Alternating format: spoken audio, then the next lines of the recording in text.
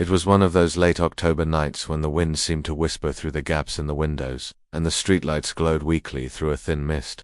Maria sat alone in her living room, the faint hum of her old heater mixing with the distant sound of tires on wet pavement, and she was reading through old local folklore blogs, when she chanced upon an account of black-eyed children's stories she had long dismissed as internet urban legends until a knock came at her door.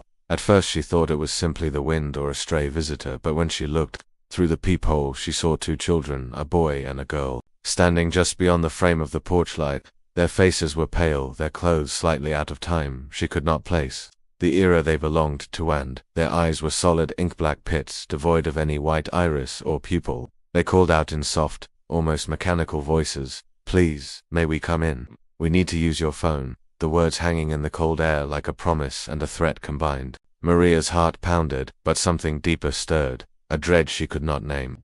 She pressed her back against the door, her knuckles whitening around the knob, as the knock, soft at first, grew insistent. "We must come in," they repeated, over and over, in that same monotone whisper. "We just want to come in, please." The rational part of her mind screamed for her to refuse, to slam the door, to call for help, but the dread pressed upon her mind like a heavy weight, as though the children's voices had sunk claws into her thoughts.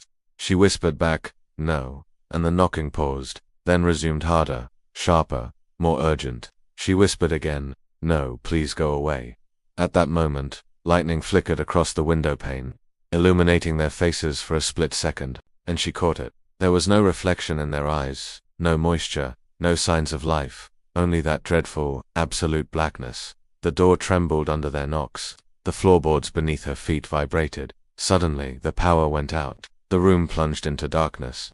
In the pitch black she heard the sound of soft footsteps behind her. She flung herself toward the kitchen, desperate to reach her phone, but as she stepped she felt the brush of cold air against her neck and heard a whisper so close she felt it on her cheek. "You will let us in." She froze. Then with a crack, the door splintered inward. The children stood in the threshold, unmoving, silent. Their eyes bore into her as though they sought to pull her soul through the void. She screamed, lunged, and bolted for the back door, fumbling with locks. They seemed to glide forward in perfect unison.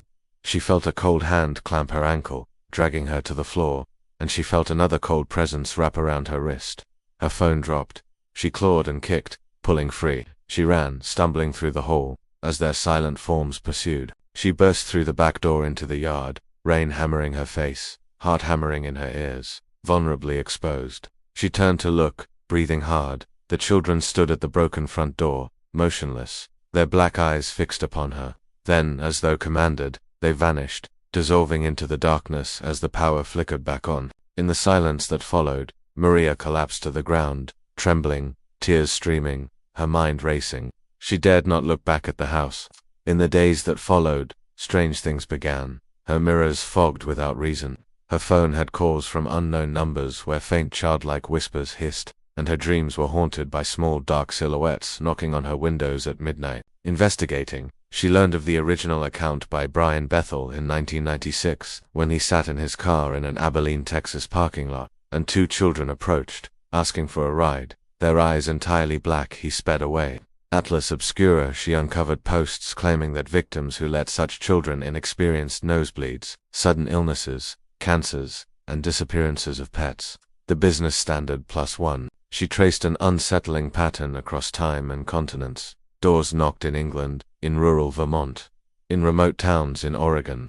The Business Standard plus to the lineup +2, and in every case, the ISO's endless black voids were the same. Desperate, Maria hired a paranormal investigator. He installed cameras and EMF sensors, and together they waited.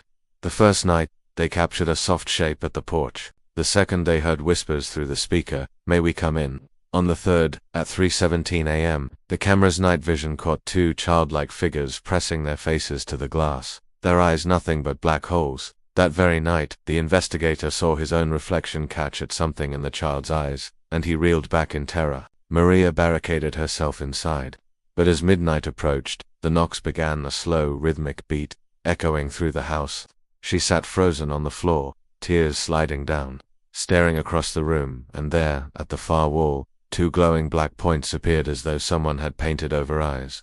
She gasped. In seconds, the forms detached from the wall and drifted toward her. She curled into a ball. She heard, behind her, a soft voice. "You opened the door," she screamed, and the camera lights flickered, then snapped off. When the lights returned, the children had vanished. The next morning she found the back door wide open, muddy footprints trailing inward, and on her living room wall, in smeared dark fingerprints, a child's scrawl, "Let us in." She shook in disbelief, ran every cleansing ritual she knew. Nights passed without incident, but Maria changed. She would not darken her windows. She awoke gasping at dreams of black pits replacing all eyes, of children dragging her into darkness. She moved, but still felt watched. In her new home, she sometimes hears tapping on the windows at dusk, but she never looks. Some nights, in photographs, she glimpses a dark shape behind her, eyes black as voids. She still investigates, still documents, reaches out to others who've experienced similar horrors.